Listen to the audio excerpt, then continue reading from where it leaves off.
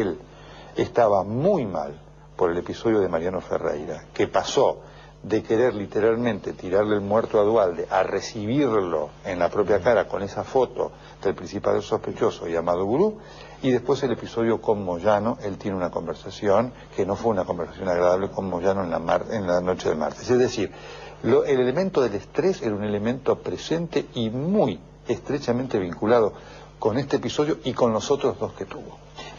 Una pregunta, después de los dos episodios juntos, ¿pudo haber caído en un estado de depresión que a la vez le permitiera mucho menos controlar ese estrés y esa personalidad clase A? No, no. Las narraciones no de ninguna manera. Y la narración indica que él se sintió mal en estos días en el Calafate y que tuvo esa presunción. Ahí está el hecho en el que él había ordenado comprar una bóveda y que alguna conversación tuvo, es decir, tal vez él no se sintió bien y tuvo la presunción. Hay un dato muy importante para tener en cuenta. Él el viernes 15, después del acto de Moyano, ese acto que terminó siendo terrible para los Kirchner, ¿no es cierto? O el viernes 15 o el sábado 16 se hace un estudio de chequeo y el estudio le da bien. Entonces él comunica que va a presentarse como candidato. Esa es una interpretación errónea de lo que le estaba pasando a Kirchner, porque obviamente el estudio dio bien en relación a lo que le habían hecho, es decir, demostró que el stent que le habían puesto estaba permeable y estaba en buenas condiciones, pero su enfermedad continuaba. Digo esto porque hoy en algún lado apareció esto y da la idea de que, bueno, estaba bien y ¿qué le pasó? No, no, no. Estaba bien en relación a lo que le hicieron, pero el proceso de patología de sus arterias continuaba con el mismo riesgo. Era crónico. Era crónico. Claro. ¿Los médicos que lo rodeaban le dieron este diagnóstico con tal severidad? Sí, muchos sí. Y por eso muchos la pasaron muy mal y algunos se alejaron de la atención de Kirchner. Y hay un hecho, digamos, muy llamativo desde el punto de vista de lo que pasaba ahí con la atención médica. Los dos últimos episodios lo tomaron al jefe médico de Kirchner a contramano geográfica.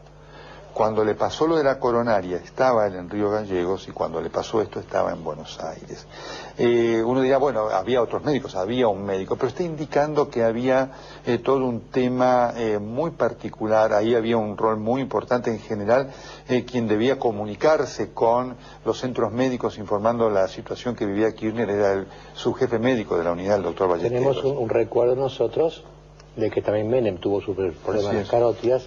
Pero Menem tiene un médico, Feli, que lo conocemos bien, pero me parece que Menem le hacía más caso a Feli que Kirchner a Bonomo. No, por supuesto, y además ahí se produjo un hecho muy importante. Menem era un buen paciente, desde ese punto de vista. Kirchner era una personalidad más difícil. Menem aceptó que él estaba enfermo, ¿no es cierto? Menem además antes del episodio sabía que sufría de diabetes y él conoció esto y se sometió a todas las indicaciones que le dieron sus médicos realmente. Con Kirchner las cosas eran distintas. ¿Usted cree, la última pregunta sería esta, Nelson, ¿usted cree que de alguna manera él lo vio venir esto?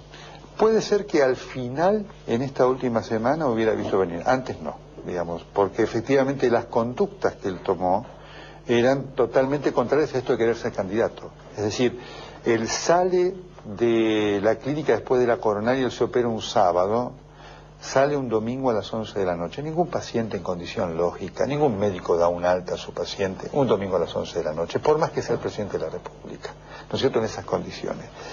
Viaja a los Estados Unidos 10 días después del episodio coronario. La literatura médica indica que un paciente que fue sometido a una angioplastia es aconsejable que no lo haga dentro de los 15 días. Es decir, había un desafío permanente, y un desafío permanente porque en él no creía esto. En los últimos días pudo haberse sentido mal.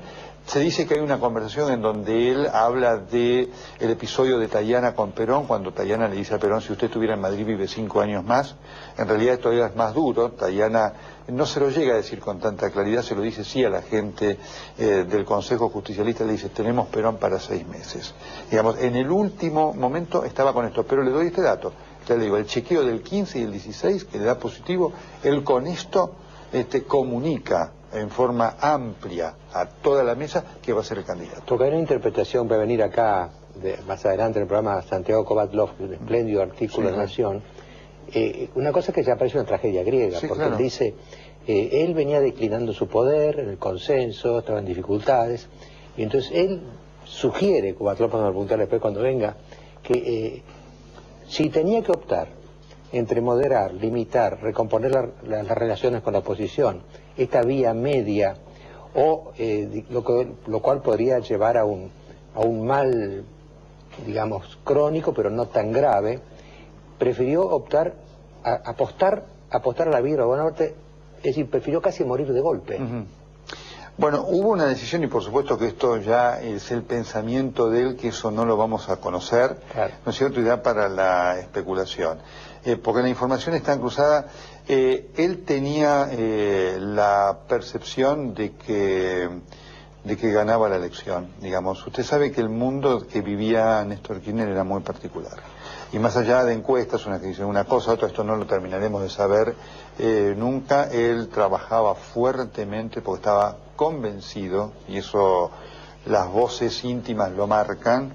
Él por lo menos dejaba traducir la convicción que volvía a la presidencia en el 2011, y para eso estaba trabajando fuertemente, y por eso le doy este dato, elemento vinculado al chequeo muy concreto del cual tengo constancia plena. Nelson, muchas gracias. Esto más que un reportaje ha sido un asesoramiento, ¿eh? Bueno, yo si siento algún síntoma raro lo voy a llamar a Nelson. Pero tiene que prometer ser buen paciente. Me va a hacer cumplir, eso es malo. Mañana le mando un saludo, un gusto haber estado acá. Bueno, gracias, Nelson. Sigamos con vamos a seguir con este curso